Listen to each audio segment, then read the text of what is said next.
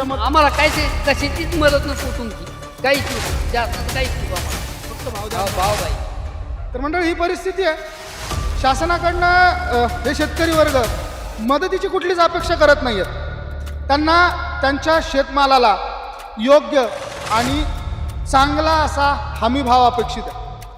शासनाची आम्हाला तुटपुंजी मदत नको. तुमचे पांढरे कागद, लाल फितीतले पांढरे कागद आमच्या तोंडावर पुसू नका.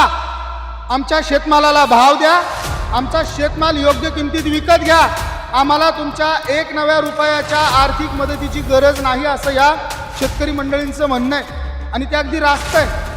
शेतीच्या मालाला जर का भाव मिळाला तर तो माल योग्य किमतीमध्ये विकता येईल, आणि तो माल योग्य किमतीत जर विकला तर शेतकरी समाधानी होईल.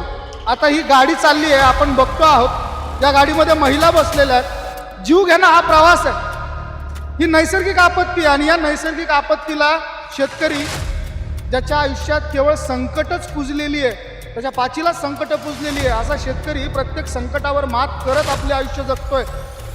आणि हे जगत असताना आसमानी संकट त्याच्यावरती ओढवतंय, आणि सरकार लाल फितीतल्या कागदातनं पांढरे कागद तुमच्या तोंडाला पुसतंय. तर हे कुठेतरी थांबलं पाहिजे. योग्य मालाला भाव मिळाला पाहिजे.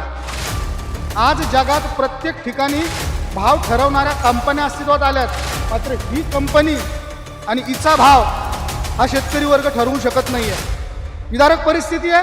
त्यावरती तुम्हाला काय वाटतं? तुमच्या प्रतिक्रिया अवश्य नोंद करा. व्हिडिओ आवडला असेल शेअर जरूर करा. धन्यवाद.